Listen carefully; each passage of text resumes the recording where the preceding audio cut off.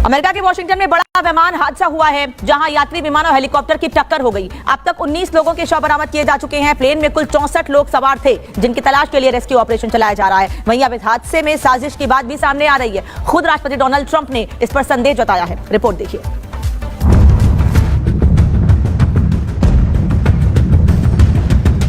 America के Washington DC के Reagan National airport पर सब कुछ सामान्य चल रहा था।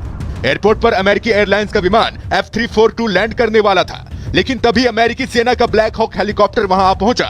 इसी दौरान विमान और हेलीकॉप्टर के बीच जबरदस्त टक्कर हो गई। देखते ही देखते प्लेन और हेलीकॉप्टर आग का गोला बन गए और घटना के बाद दोनों ही पोटोमैक नदी में समा गए।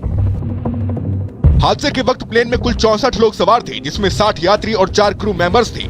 इस विमान ने कंसास सिटी से उड़ान भरी थी। ये विमान करीब 400 फीट की ऊंचाई पर उड़ान भर रहा था और विमान की रफ्तार करीब 225 किलोमीटर प्रति घंटा थी।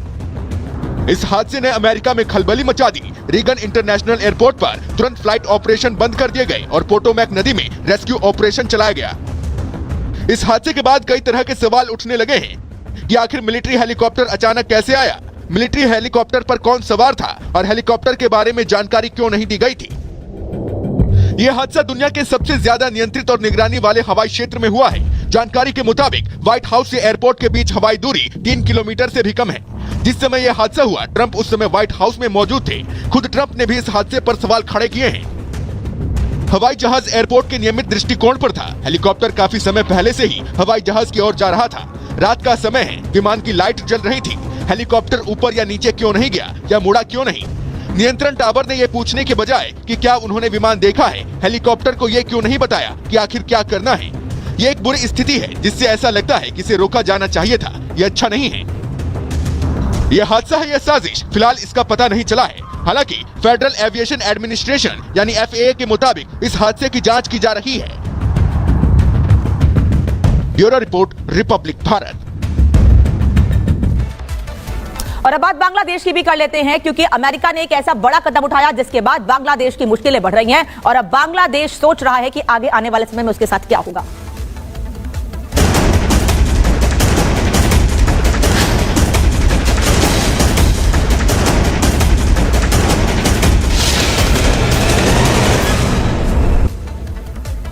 बांग्लादेश पाकिस्तान के शह पर इतना कूद रहा है कि वो ये तक भूल गया है कि उसके लिए क्या सही है और क्या गलत। तभी तो उसने अपने सबसे बड़े दुश्मन को गले लगाकर, अमेरिका के सबसे बड़े दुश्मन को गले लगाकर अपने लिए ही गड्ढा खोद लिया है। बांग्लादेश ने एक बार फिर भारत को लेकर जहर उगला है, तो इसके लिए ही घातक साबित हो सकता है। दरअसल बांग्लादेश ने पाकिस्तान से हाथ मिलाया और भारत के खिलाफ जहर उगल रहा है, जो उसके लिए नुकसानदायक साबित हो सकता है। इस रिपोर्ट को देखिए।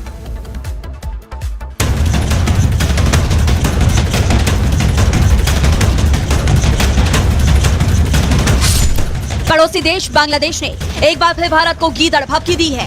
17 फरवरी को दिल्ली में होने वाली बैठक से पहले बांग्लादेश के होम एडवाइजर मोहम्मद जहांगीर आलम ने बड़बोलापन दिखाया है। जहांगीर आलम ने कहा कि अगले 15 दिनों में अब भारत हमारा तेवर देखेगा। आलम ने कहा कि सीमा पर भारतीय सेना की गोली की वजह से हमारे नागरिकों की जान जा रही है, लेकिन बांग्लादेश अब इसे बर्दाश्त नहीं करेगा। हम पूरी ताकत से अपनी बात भारत के सामने रखेंगे। भारत अब हमारे तेवर देखेगा। 17 फरवरी 2025 को नई दिल्ली में जब बैठक होगी, तब हम बांग्लादेश के हितों से जुड़े मुद्दे पूरी ताकत के साथ पड़ोसी देश के सामने रखेंगे। क्रॉस बॉर्डर तस्करी हो या सीमा पर BSF के जवानों की गोली से हमारे नागरिकों की हत्या, हम तल्ख लहजे में भारत से कहेंगे कि ये अब बर्दाश्त नहीं होगा।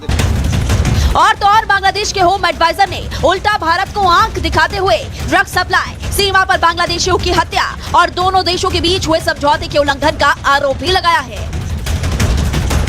बांग्लादेश ने हिमाकत तब की है जब अगले महीने की 17 तारीख को भारत के साथ बॉर्डर साझा करने को दोनों देशों के बीच दिल्ली में एक सम्मेलन होने जा रहा है। हालांकि बांग्लादेश के होम एडवाइजर के जहरीले बोल को भारत ने कोई महत्व नहीं दिया है, लेकिन ये तय है कि ऐसे वक्त में जब अगले महीने दोनों देशों के बीच वाटर ट्रीटी समेत कई मुद्दों को लेकर चर्चा होनी है, उससे पहले बांग्लादेश के होम एडवाइजर का ये बेबुनियादी आरोप दोनों देशों के बीच तनाव को और ज्यादा बढ़ा सकता है।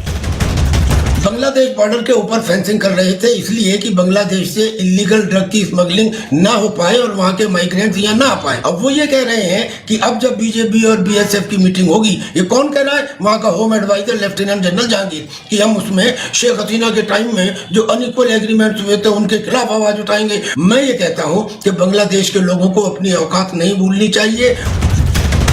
आपको बता दें, पहली बार नहीं है जब बांग्लादेश में शेख हसीना सरकार के तख्ता पलट के बाद सत्ता में आई अंतरिम सरकार का भारत विरोधी रुख सामने आया है।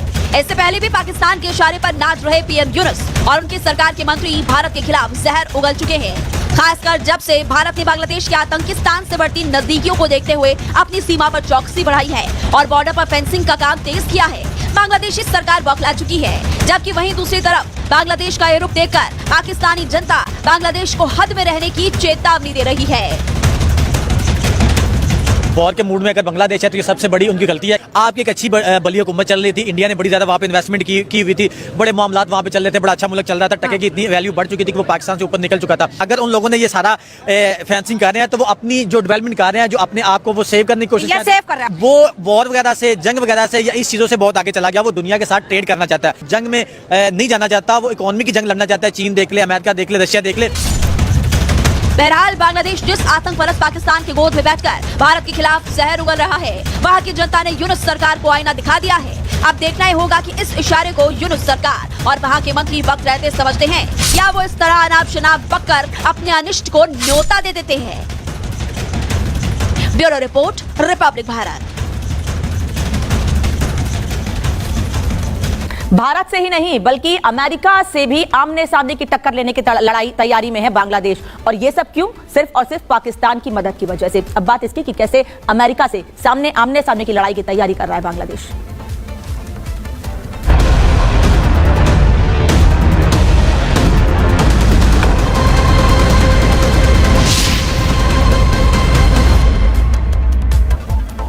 इस बात से इनकार नहीं किया जा सकता है कि बांग्लादेश खुद को गर्त में डाल रहा है, क्योंकि एक तरफ पाकिस्तान से दोस्ती बढ़ती जा रही है, भारत के खिलाफ लगातार जो बयानबाजी आ रही है उससे भारत में नाराजगी बढ़ती जा रही है, और अब अमेरिका ने बांग्लादेश पर जो प्रतिबंध लगाए हैं उसके बाद बांग्लादेश इतना ज्यादा बौखला गया है कि बांग्लादेश के हुक्मरान अब अमेरिका यानी अमेरिका के राष्ट्रपति डोनाल्ड ट्रंप के सबसे बड़े दुश्मन से हाथ मिलाने से भी पीछे नहीं हट रहे हैं। ऐसे में बांग्लादेश को आने वाले समय में इसके गंभीर परिणाम भुगतने पड़े, इस बात से इनकार नहीं किया जा सकता है। रिपोर्ट देखिए कि आखिर कौन है वो जिससे बांग्लादेश ने हाथ मिलाया है और ट्रंप और ज्यादा नाराज हो गए हैं।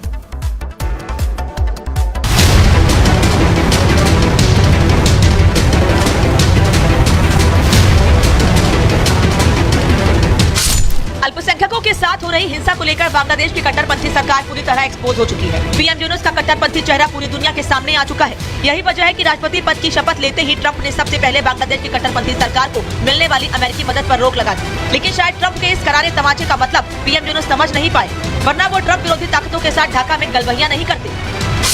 ट्रंप के दुश्मनों के साथ आए यूनुस, ट्रंप विरोधी ताकतों का ढाका में जुटान, सोरोस के बेटे